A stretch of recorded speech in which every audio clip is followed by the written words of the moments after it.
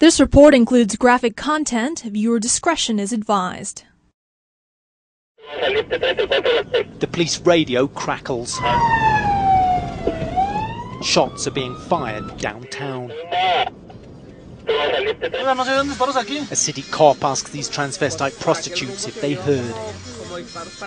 6 shots, they say, a few blocks away. It's midnight in Juarez, dubbed Mexico's most dangerous city.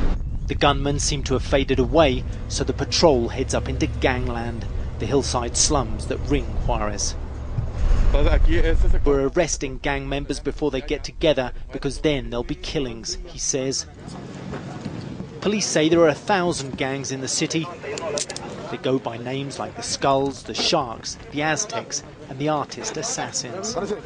They peddle cocaine, crack, and heroin, and fight gun battles for turf. The gangs, too, have become a recruiting ground for narco-traffickers looking to hire hitmen. Organised crime recruits from these gangs. There's evidence they come and choose the most dangerous members, the captain says. Captain Pinedo and his men on the anti-gang patrol know the labyrinth of alleyways by heart. They pull suspected gang members out of vehicles, even sniffing their fingers to see if they've been using drugs. A lot of them don't have any ID, and they look like gangbangers, he says. They get a tip off another gang is gathering. The police trucks kick up a dust storm. Heavily armed and masked to protect themselves from revenge attacks, these cops are cracking down hard tonight.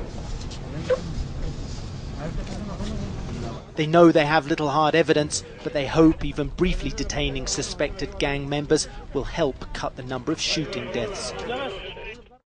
For the last year, Juarez's best-selling newspaper has been filled with gory photos of drug war hits, as the Sinaloa cartel battles for the Juarez mob's trafficking routes. Bodies hanging from a bridge, other victims stuffed into cooking pots, another murdered and his face covered with a pig mask. Police say many of the victims have been young gang members recruited as cartel foot soldiers.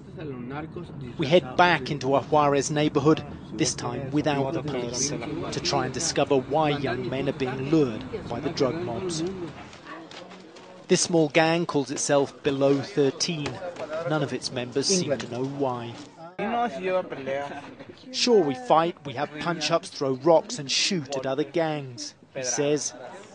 They're quiet tonight, just kicking a football.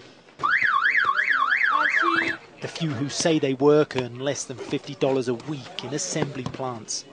The cartel war now raging, it offers a chance of quick money. Some of the gang members here have joined organised crime groups, and some are in prison because they were busted for selling drugs.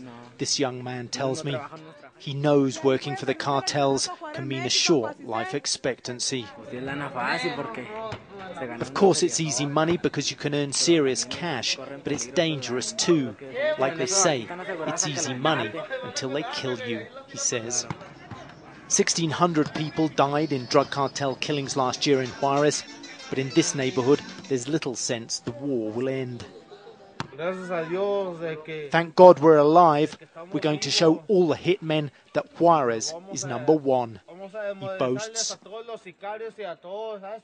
Fighting talk that bodes of more untimely deaths. Carl Penhall, CNN, Juarez, Mexico.